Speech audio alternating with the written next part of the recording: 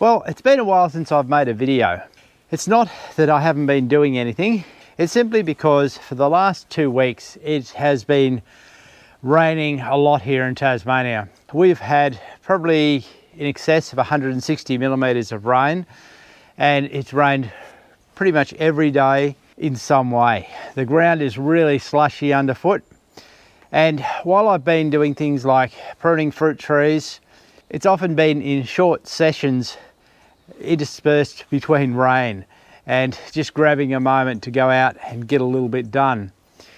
I still haven't actually completed all the fruit tree pruning, but I'm getting there, and hopefully in the next week that will be complete. Also in the next week I hope to get some fertilizer around, and I might make a video about that. The other jobs that I have been doing is I've cleaned up the asparagus. Now it's actually starting to show through. I've made a previous video about doing that, so I'll put a link to that up in this corner and you can go and have a look at it if you'd like to. I've also covered the green manure now. Pretty much all of it's under plastic, so everything's getting set for spring. But today I've got a window of a couple of hours before it rains again. The sun is trying to shine right now, and I hope that keeps up, to come and do some work here in the berry patch. Now, the strawberries really need a good clean up. They need the old leaves cutting back, cleaning off, and I won't fertilize them quite yet. I will wait probably another 2 or 3 weeks before I do that, until I start to see some new growth starting to happen. The raspberry canes need tidying up. The old ones need trimming out, and I trim these back a little bit, and I'll show you what I do there in a moment. But first you'll notice that these raspberries are leaning forward a lot. Now the reason is that on the southern side here I have a kiwi berry, and the kiwi berry has been really coming over the top and shadowing it, and that means that they are wanting to come forward. So the first job that I really want to do today is actually get that kiwi berry cut back really heavily so that it's not coming across the roof and not shadowing them. So I brought you up the ladder here to show you what I'm doing, and hopefully you can see. It's basically really cutting this back. I want to cut it back to the top bar here and get rid of all the stuff that's going across the roof. Now it's going to take a little while to do that because it's a fair bit, but with good secateurs you can work fairly fast and just strip it off, and then it will probably, it's a bit of an entanglement, but it will come off in maybe even one piece because it's quite tangled.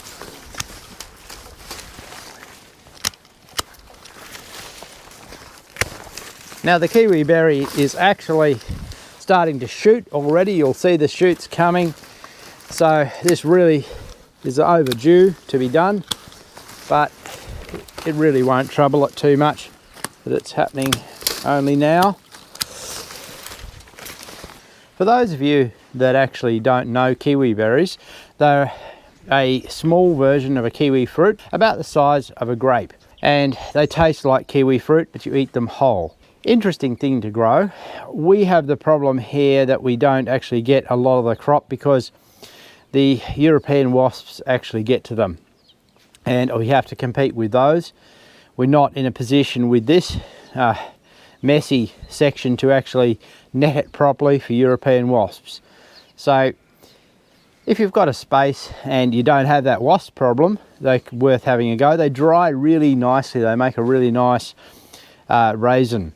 So if they're dried with a real kiwi twang to them. In hindsight, I should never have allowed this to go as far as it has. I should have cut it back further last year because it's just really difficult this year. So that's one of the keys. Keep things under control. Don't let them get away from you. Now that I've cleaned the vine off the roof and got the outside tidied up, I've come inside to do the same. Now I can now pull this down and take these pieces that were going up through from the inside here away, and there's a fair bit of it, but it just has to be done. Realistically, we didn't get any fruit, or weren't able to harvest any fruit off the vine that went over the top of the roof anyway, so it really didn't do any good for us. It only fed the wasps. With it growing on the wall, the purpose, particularly the southern wall here, is to give a little wind protection. The south is where the coldest wind comes from, and on the western wall here we've got the clematis that covers that, so there's a fair bit of protection to these berries in terms of wind, and that keeps everything warmer, grows better. Now that I've cut back the kiwi berry and it's under control, it's time to get into these raspberries. Now, for those of you that don't know, I only just planted this last winter, these raspberry canes in these beds. I have a video about it, so I'll put a link to that. You can go and have a look if you want to catch up on it. So over the last season, they were just first season new canes, and that means last summer we got a very small taste of raspberries, but only a small taste. Now that I come to prune these back and tidy them up, what do I need to do? Well, if these were autumn bearing raspberries, it would be pretty simple. I would just cut them all back and let it shoot up fresh, which is what I have done in the past because I used to grow autumn cropping ones. But I really find here in Tasmania that the autumn cropping ones are not so tasty because we don't have the heat of the sun late in the season to ripen them properly. So the summer cropping ones, which these are much better, and they need to be pruned differently. So there's two things that I need to do. One is to look for the old original cane, which is now dead, and just cut that off to the ground and get rid of it. So that's just the original thing that we planted and it's finished. The other is simply to look at these and decide, do they need to be trimmed down? Now this particular one doesn't, it's not that high, and I won't do anything with it. But some canes like this one are way too long. They're banging up on the roof, and what I've had in the past, if you have them too long, they actually go through and the fruit sets up above there, the birds get it, we can't get at it, and it just doesn't work. So what I do with these is to simply cut them back to this reasonable height like this, and what they will do, this one can come back to the same sort of height, working well. If I was standing on the ground, it'd be around waist height, but because they're raised beds, it's around chest height, and these will then bush out and bear fruit on those extra branches that will come off. So all these tall ones I'm just going to cut back, and it's a pretty simple thing. Now I'm going to run around and do that. Well, now they're all clipped and that's great, but you might be wondering, this problem, they're still all leaning over, what am I going to do about that? Well, some people tie them together and that's fine, that's one way of stiffening them up, but I still have a lean problem here. Look, what I should have done when I built these beds was actually allow these pieces of timber to come up around about this high and not cut them just down. And that way I could have very easily put a string around and just keep them all in place. I would like them to train back and look more upward. So I'm thinking that I may need to actually tie them back for the time being and get them trained up, and I may need to add some timber there and put that string around. But right now my window of time here before it starts to rain again is pretty short, so I'm not going to do it at this stage. Now, we had a really nice crop of strawberries. They did really well across summer and they continued to harvest for quite a while. Now I probably should have come and cut these leaves back a little bit earlier, but like I said, rain and other things get in the road. So what do I need to do? Well, it's pretty simple. I'm simply cutting back or cutting off all these old dead leaves and some of even the ones that are a little bit yellow, the older ones, and cleaning it right off. And I'm dumping it on the ground. I'll sweep it up later. The weed mat underneath here was actually quite good, and it's controlled the weed growth pretty well, and I'm quite happy with that. So I'm going to run around here and do this. It'll take a little while, but not that long, and they'll be ready. I will come back as I said, with these and give them some fertilizer soon. Having on top here the wood chip means that I can actually just put some blood and bone, and the rain will actually wash it through, so I don't have issues in terms of getting nutrient into it. I wouldn't mind putting some new wood chip on this year though, because this is starting to show a little bit of fungi decay, which is to be expected.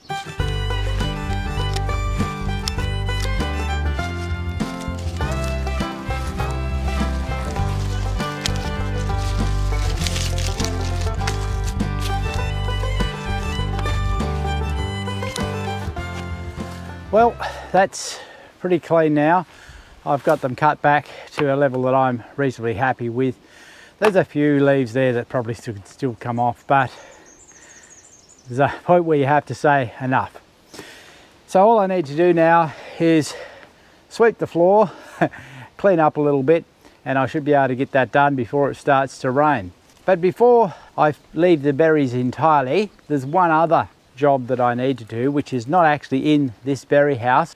This is a thornless blackberry, and as you can see, it's grown really well and produced some massive canes and lots of fruit in this last season.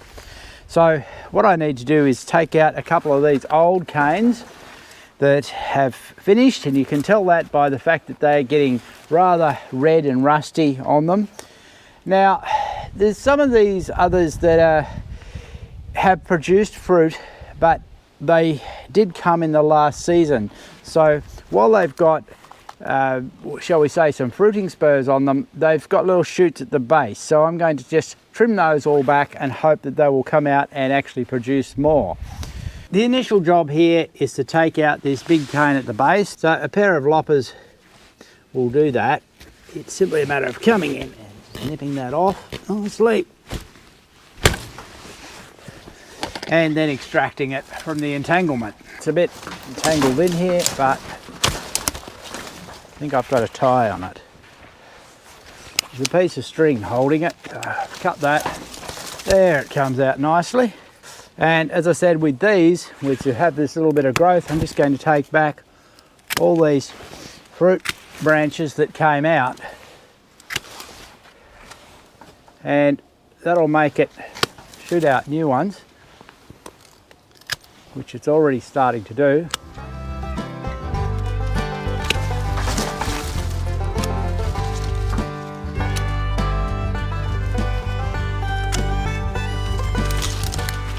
If you don't have one of these thornless blackberries growing, then I certainly recommend planting one, because they are quite easily controlled and you don't have the prickles to worry about,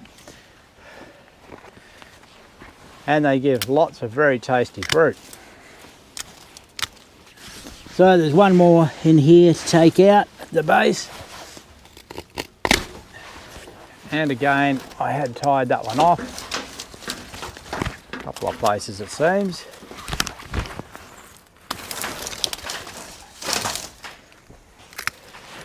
A vine like this would get much bigger than this if I allowed it to and had the space, but because I have it here by the shed doorway, I don't want it too big.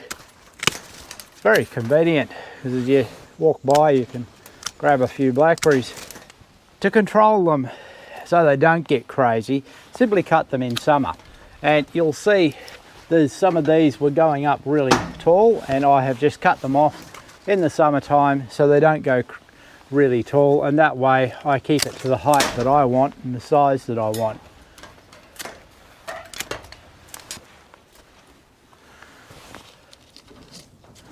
So just tying these back with some reasonably soft string.